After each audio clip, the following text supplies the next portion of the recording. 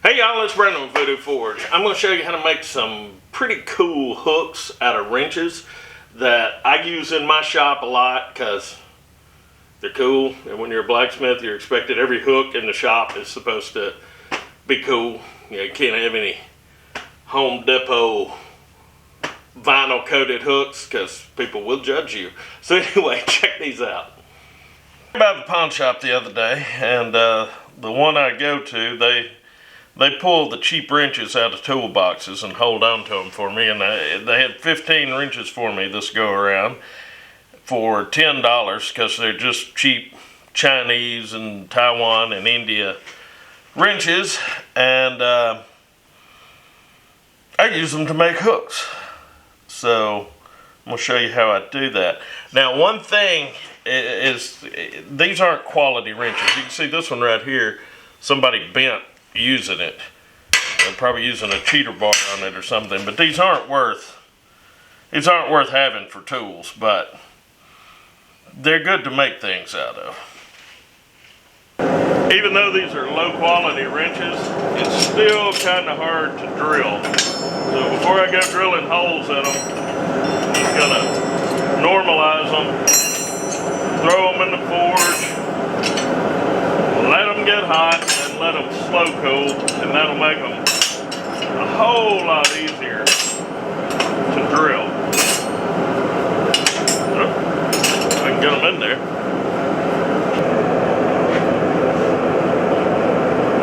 That's good. Now I'll just let them cool down in the forge. This is still pretty warm, but they've cooled off enough where I can touch them. Everything's cooled off now. So for the bigger ones, I'm going to put 2 center punches in to drill holes. And for the smaller ones, I think they'll just get 1. And for where'd it go? Where'd it go? There it is. For the little guy here that is both sides are double-ended, it's going to get a center punch hole on each side because it is not going to be a hook because they don't make good hooks. Let's start with a little guy here.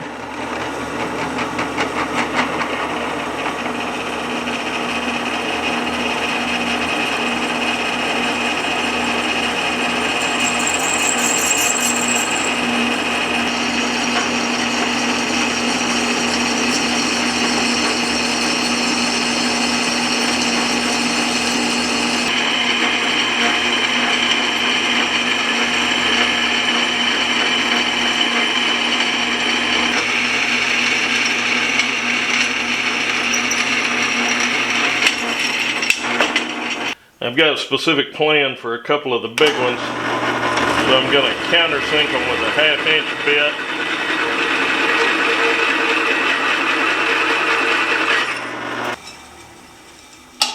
Yeah, there we go.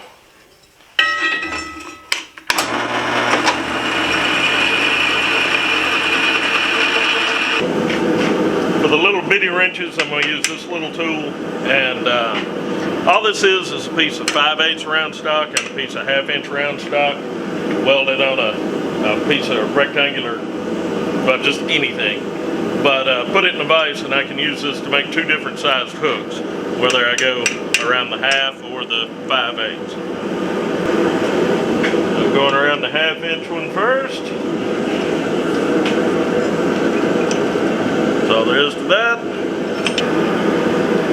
A little bit bigger wrench, so going around the 5/8. That's all there is to that.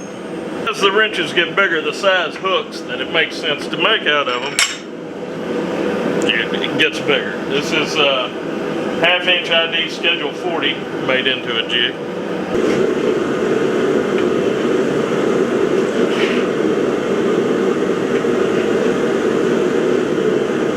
This one's almost 2 inches. This is probably my most popular size. It's big enough to hold a lot of larger tools and guns and things like that. Well, a lot of guns.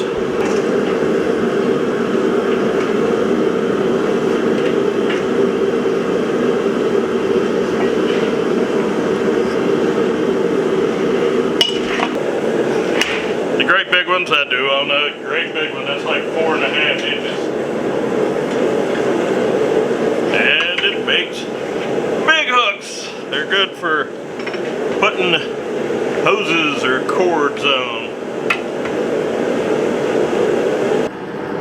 Now the little double opening under inches, which I don't know who still uses these, but I make door pulls or drawer pulls out of those. And so I'm going to come over here to the swedge block with it. If you don't have a swedge block, you can use a piece of pipe or something cut in half. I'm just going to put a little curve in it there, throw it back in the forge. Just going to do one side. And then the other. And that's all there is to it. Now we've got a drawer pull or cabinet pull, whatever kind of pull you want it to be.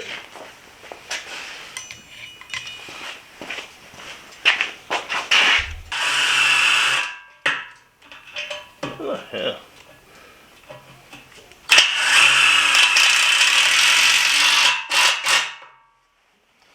There we go.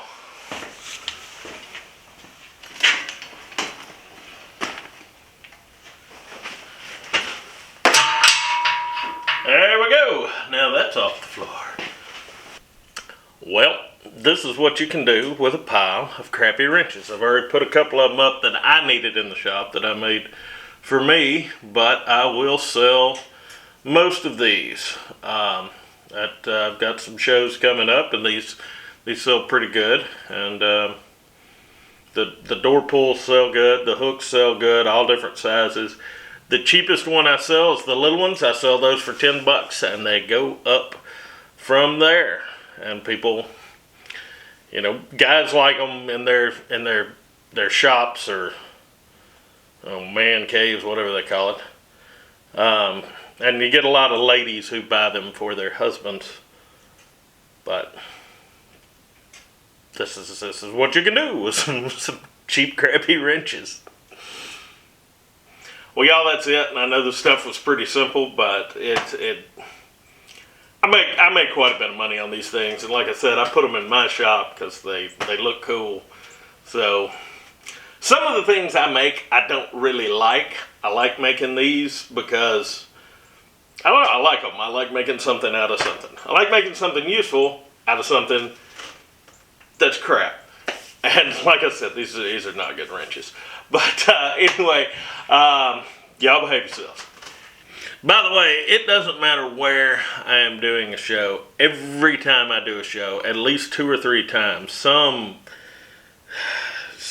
jerk will show up and they'll be like, look, hey, runt, bunch of good wrenches here. And you know, and they'll come over and they'll be like, I can't believe you runt them wrenches. And I'm like, I didn't ruin good wrenches. These are crappy wrenches. Or I'll get people, anytime I make something out of tools, who'll be like, boy, I wish I had those tools.